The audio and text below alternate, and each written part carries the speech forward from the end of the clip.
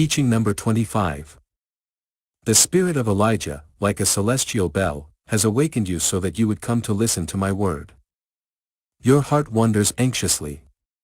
What will be the delicacy that the Father gives us to savor on this day? What will be today's lesson?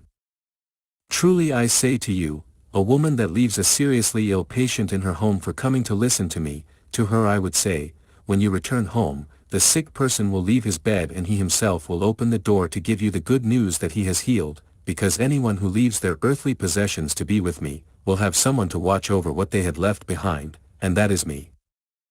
I contemplate those who, suffering great pain, have shed tears in the corner of their bedroom, without despairing or denying me, humbly accepting their trial, knowing that to reach my kingdom it is necessary to make merits. I see you all go through the different paths of human struggle, and then I have become the pilgrim who crosses your path to ask you, where are you going? And while some answer me, in search of tranquility, others tell me, let's go in search of bread. Then the Master goes ahead to knock on the doors that you are going to knock on, so that your brothers and sisters receive you with charity and goodwill. That is why when you have called, you find hearts that were made of stone, moved, you recognize my presence and say to me, Lord, how great is the charity that you have for us. The trials you encounter on your journey are not by chance, I have sent them to you so that you may earn merit. Not a leaf falls without my will, and I am present in both the great and the small works of creation. Watch and pray so that you may come to understand what fruit you must reap from each trial, so that your atonement may be shorter. Take up your cross with love, and I will enable you to bear your restitution with patience. This is the third era in which I come again to tell you, love one another, but not only among humans, but from one world to another, you must love and have charity of those who are in spirit, because they are also your brothers. How long ago was the time when it was said to you, he who lives by the sword dies by the sword? With the rod that you measure, you will be measured. Today I say to you, repent, truly, wash away your stains with works of charity, forgiveness and love. From all paths I have called you to deliver a single teaching. At my table there have never been delicacies that were better than others, I have offered only one bread and one wine to all. At my table have sat the great and the outcast, the wealthy and the poor, sinners and the meek. I have received those who have lived with purity as well as those who come with stained spirits. This I teach you so that on the path of your life you will never distinguish between any of your brothers and sisters. Be humble before those who feel superior, and if anyone humbles himself before you, considering himself smaller, make him understand that he is no less than you. It is necessary to practice my doctrine to understand the infinite power of love. Love is the virtue that transforms a sinful person into my disciple. Love is the essence of eternal life. There are those who ask me, why do you need to speak to us in this way to lead us to the path of the evolution of the Spirit? Truly I say to you, this word that you hear is the book that contains my wisdom. Why have I opened this book before you? To reveal many mysteries to mankind, to shed light upon their darkness of ignorance. Truly I tell you, that the people in power cannot do everything, nor do the wise know everything, nor do the theologians truly know me. That is why I have come again as a teacher among humanity to illuminate your understanding so that you understand the great revelations, provided that you do not presume to reach the level of my wisdom, but rather enter my sanctuary with respect and humility. Whoever follows in this way will be led by me, according my will, and shall never find suffering. Analyze the science of these times, its fruits are bitter because people have sought to penetrate my arcana without respect, and how many, upon discovering only a minimal part of the wonders of the universe, have doubted that there is an omnipotence that has created everything. They are the ones who only believe in what they see and what they touch, but everything that is beyond their understanding is denied by them. The knowledge that is beyond your comprehension and materialism is what I come to teach you, so that you may achieve your spiritual perfection. Prepare yourselves, humanity, so that you may be spared from eating the bitter fruits that science prepares for you. I have always come to reveal to you the secret of true life. In the second era great multitudes listened to me, thousands of sick people were healed simply by being touched by me or by listening to my word of tenderness, or by being looked upon by my loving gaze. Many of them loved and recognized me, although not all of them followed me, for only 12 were the ones who accompanied me to the end. Their names are immortal because of the example of perfection, virtue and sacrifice that they bequeathed to you, but they were not perfect when I called them. If they had been, I would not have called them to teach you. I do not find any righteous or perfect among you either, but you will be transformed through my teaching and you will be able to do great works. The heart of humanity is hard, but I will illuminate your path so that you may succeed. In the second era, when my apostles spread throughout the world, Peter had moments of weakness before the persecutions, cruelty and harshness of people, and wanting to flee from Rome to save his life, he saw the silhouette of Jesus carrying the cross on his back, advancing towards the pagan city. Peter asked his master, "Where are you going, Lord?" To which Jesus replied, "To die again for you." Sobbing, Peter offered his Lord to return to the bosom of sinners to save them, even at the cost of his blood and his life, to die imitating his master. That is why I say to you, do not expect that 1950, the year of my departure, surprises you and finds you unprepared and weak. Then if you want to get up and spread my teaching, you will have to falter. Then you will seek my word to strengthen yourselves, but you will not find it. Today, while I am still instructing you, rise up to practice my lessons, regenerate yourselves, take a step towards spirituality.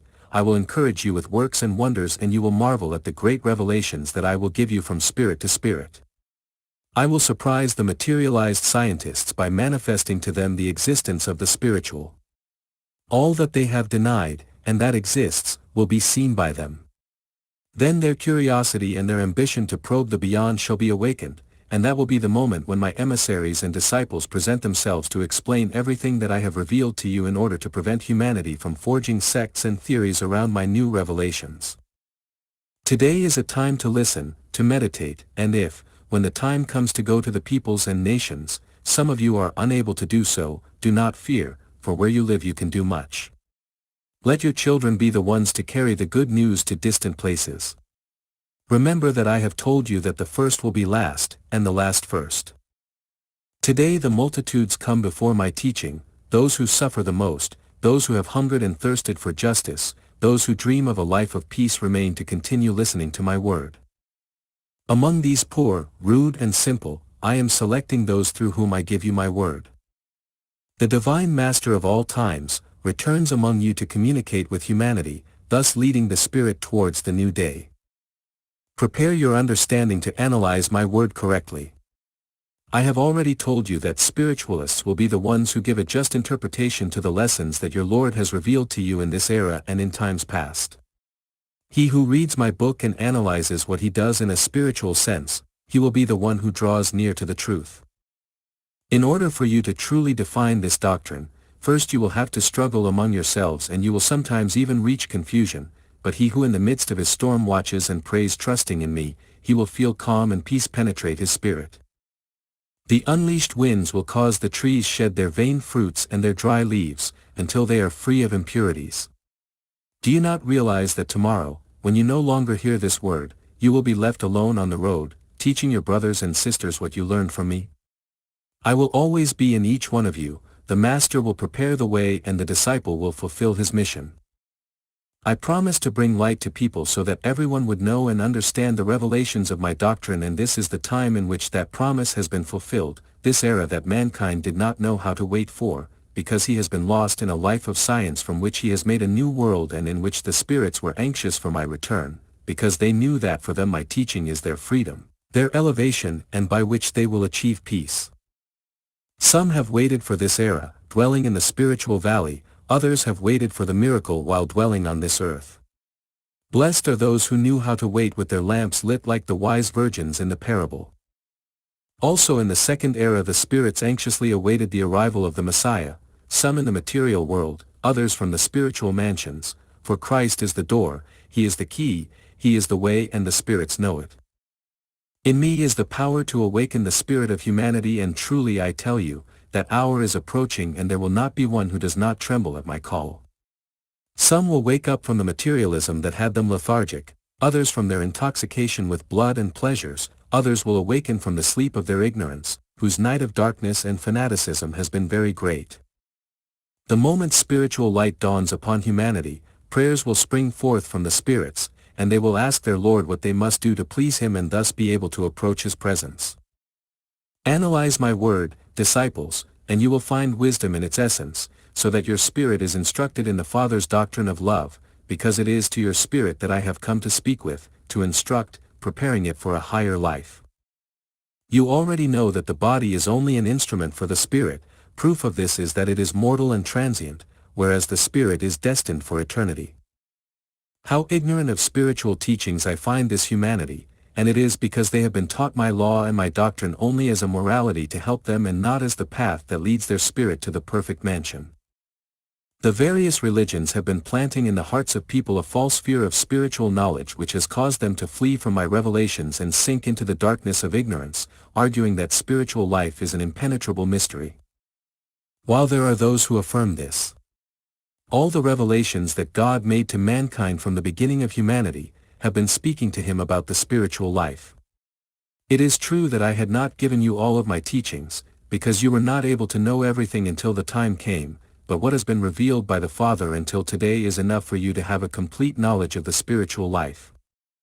Beloved people, call this time blessed, because in it you have had the visit of your Lord, and if you want to mark this great event with a date, mark it with the year 1866, which was when Elijah told you that the hour was approaching of my presence among this people. Since then I have been selecting my disciples so that they follow me faithfully along this path. Do you want to follow me? Do you want to be my disciples? Come after me with the meekness and confidence with which Peter, Andrew, James, and John followed me, leaving behind their loved ones, their boats and their nets to become, as I told them, fishers of men. Today I have come to prepare a people who will bear witness to my truth. With whom am I going to manifest myself in the world, if not through my disciples? I want you to meditate deeply on my word before embarking on the path of fulfillment. Prepare yourselves because people are strong in their convictions. Develop yourselves the same in thought, as in words and deeds, so that you will have nothing to fear. Yes, people, I see that you are trying to practice my teachings, to live in compliance with my law to please me with your actions. The Master blesses you and encourages you to persevere in regeneration so that you may attain spirituality. After the departure of my word, you will do what my apostles of the second era did. They met to pray, and in this way they received the divine light that guided them in each of their steps. Through spiritual prayer, which is what I have come to teach you, they communicated with their Lord, were encouraged by his presence and came to understand the will of their Master. Now you will understand why I took them as the basis or foundation of my church. Do you know that I want to form a new temple? Who will form the foundation of this sanctuary? I will choose the strong, the faithful in virtue, the understanding and the charitable, because their examples will be worthy of imitating. The arcanum of your Father is ready to overflow its inheritance upon the spirit of humanity. In your nation I have fulfilled my promise to return among mankind, but those who have had the grace to hear my teachings should not feel privileged among the rest of humanity, for the essence of my word will reach every heart in due time, saying to them, Welcome, my children, who tirelessly come to my presence to hear my word. You are the disciples chosen from the great multitudes who have come to me, and your hearts, full of faith, firmly believing in this manifestation, receive my word and my maxims as the seed of truth. You arrived burdened with suffering and imperfections, hungry and thirsty for peace and tenderness, and the Master did not pause to contemplate your flaws but invited you to his table and served you the finest food. You recounted to the Father your entire life and the vicissitudes of your journey, revealing the nakedness of your spirit, whose garments had been torn to shreds by the tempestuous winds. Moved, the Father led you to the fountain where you washed away your stains, gave you new and clean garments, and, sitting you around him, gave you your first lesson, which was like a kiss, a caress, and a drop of balm. Thus I began to form in the heart of each disciple my book of wisdom and love that you must never close, because its content does not only belong to you, in its pages there is strength for your trials and light to dispel ignorance. I come to you because your brothers and sisters who possess knowledge have hidden the truth from humanity and filled their hearts with selfishness. I do not come to sell you my love, my word, or my blessings. I only hope that you are prepared to be sent out to the regions and villages to bring the good news of my doctrine to your brothers and sisters, because throughout the world there are people who await my arrival. I want you to be strong enough to begin the struggle by 1950, the time when I will cease communicating in this way. I have led you away from fanaticism and idolatry to fill your heart with the essence of my teaching so that you rise to your Lord, giving him a clean, spiritual and simple worship. Just as I have taught you, I want you to teach your brothers and sisters. When the elements are unleashed, stand united, disciples, and for your good works, elevation, faith, and unification, I will pour out my wonders among you that will be a testimony to the unbelievers that I am with you. The revelations that my arcanum contains and that are reserved for you, are still a mystery because you have not made yourselves worthy of them. The day is not far off when I will stop talking to you in this way. I want you to be prepared by then, so that there is not a single disciple who does not know how to pray before the Lord. The trials of life are tempering your spirit, do not rebel against them or deny them, because later, when the storm has passed, you will weep with regret for having offended me with your distrust. Remember that I have left you weapons so that you may know how to defend yourselves, they are prayer and faith. Pray, and though a gale beating down your house should break down its door, truly I say unto you that the flame of your lamp, though seemingly weak, shall not go out. When you see that those you have converted turn away from the road and throw away with contempt the bread that you had offered them, your heart is filled with sorrow and you come sadly before the Master to deposit your troubles in him, but the Master tells you, if it is ingratitude that has guided their steps, do not fear, let them go, watch over and pray for them, but if they have left you because they lacked your care and examples, you will have to answer to me for that. If some throw away the bread and leave, others will come, gather the crumbs and with them achieve peace and happiness. Those who left will return in search of my servants because in the desert they will be surprised by hunger and thirst. You who have not been sent to judge the faults of your brothers and sisters, will receive them with good will. Whoever comes sick, you will heal, and whoever comes hungry you will feed. If despite having given them your help they do not recognize you, forgive them. I will be the one to judge your cause. Your spiritual past is a mystery to you, that's why I tell you to take your trials with meekness, because you are in a time of judgment and spiritual restitution. The times in which you came to the world to receive honors, enjoyments, pleasures, or accumulate wealth, have passed. Today you come to live in humility, to purify yourselves, to elevate yourselves with trials and to serve your Lord by being useful to your fellow human beings. Write in your heart a book of your good works and it will give you peace in this life and infinite happiness in eternity. If someone accumulates riches in exchange for my word and my gifts, I tell you again, as in the second era, a camel would pass through the eye of a needle, before that person would penetrate into the kingdom of heaven. How meritorious it is to see before me those who yesterday enjoyed satisfactions, glories and comforts and today follow in my footsteps full of meekness and humility. Among you there are some whom I have tested like Job, because it is not my will that the spirits be lethargic, I want them to be diligent on the way. The moment will come for everyone when the voice of the judge will ask you not only about the word that he bequeathed to you as master, but also about what you did in the fulfillment of your mission. Prepare your spiritual gifts of clairvoyance, intuition and premonition, so that the test that corresponds to you may be made known to you in a figurative sense and you, with your prayer, may know how to overcome it. Let my word guide you, since you are convinced that I am giving it to you for your own good.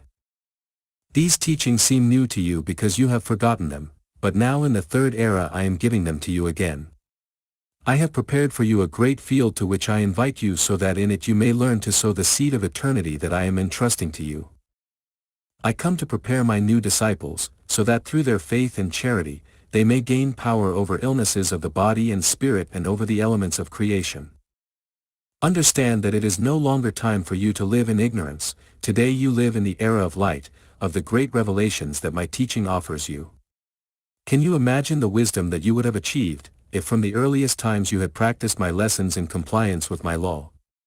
You have given yourselves more to the pleasures of the world, stagnating yourselves on the path of your spiritual evolution. That is why today that I have arrived with my new lessons, it seems strange to you, incomprehensible and out of your way of living.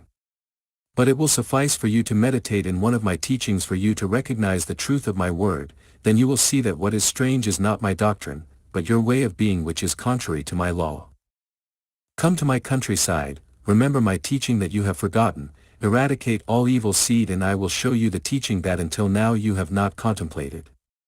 Thus, I will bring you out of the stagnation of your fanaticism, to lead you into a true life, the one that you should have lived from the beginning of your formation. Do you see how humble this word is that flourishes on the lips of the spokespeople? Truly I tell you that in its simplicity, it will bring light to people, so that they may understand my revelations, that through science and theology they have not been able to understand. The good disciples, the persevering, the faithful, will be the ones who analyze this doctrine. They too will be humble, but despite their simplicity they will amaze their brothers and sisters with the wisdom of their interpretations. My people will not only speak of my teachings, but with their works they must teach humanity how my law is fulfilled and respected. They will know how to give without selfishness what they have received from their Lord, and will show their zeal for the truth and purity of the treasure that has been entrusted to them. Teach your brothers and sisters through good and noble works. Remember that it is from here that you must purify your spirit so that it may be worthy to pass to another home on its path of spiritual evolution. Take from my teaching the necessary strength to move aside the obstacles that you find in your path. You already know that the weapon that conquers everything is love. Great will be the joy of the one who emerges triumphant in that fight and presents himself before me as the victorious soldier after having won that battle. Remember that it is I who has given you the weapon of love, and that I have also taught you to fight to win the great battles. So why then do you seek other paths, when I am handing over everything to you through the path of truth? I have come to manifest myself through the understanding of the dull-witted. I have come to open the eyes of the blind to the light of truth, so that they may be purified of their sins by feeling loved by their Lord. Was it not prophesied to you in the second era that the day would come when every eye would behold me? He who is pure will see me, and that will be his reward. He who carries stains on his heart will also see me, and that will be his salvation. He who opens his eyes before my light, penetrates into the mystery and knows the reason for my revelations. He, knowing my truth, will walk firmly into the future. Interpret my teaching correctly. Do not think that my spirit enjoys seeing your sufferings on earth, or that I come to deprive you of all that is pleasing to you so that I may rejoice in it. I come to help you to recognize and respect my laws, because they are worthy of your respect and obedience, and because obeying them will bring you happiness and eternal peace. Through Jesus I taught you to give to God what is God's and to Caesar what is Caesar's, but for today's people, only Caesar exists and their Lord has nothing to offer them. If you at least gave the world what is just, your pains in it would be less, but Caesar has dictated absurd laws to you. He has made you his slaves and takes your life without giving you anything in return. See how different my law is, that does not enslave the body or the spirit, it only convinces you with love and guides you with sweetness. It gives you everything in exchange for nothing, it rewards you with everything and compensates you along the way. Disciples, understand and study my lessons. I want to form with you a people that will be the custodians of my wisdom, because everything will be prepared for you to fulfill great missions. Do not be intimidated at the first sound of alarm. Know how to go to meet those who are said to be your enemies and forgive them, love them and instruct them with my teachings. This is how I want you to be prepared for the day of my departure. You all know that 1950 is the date set by my will, to cease communicating through the understanding of the spokespeople, and as my word is always kept, on that day this communication that marked for you the beginning of the third era, shall end.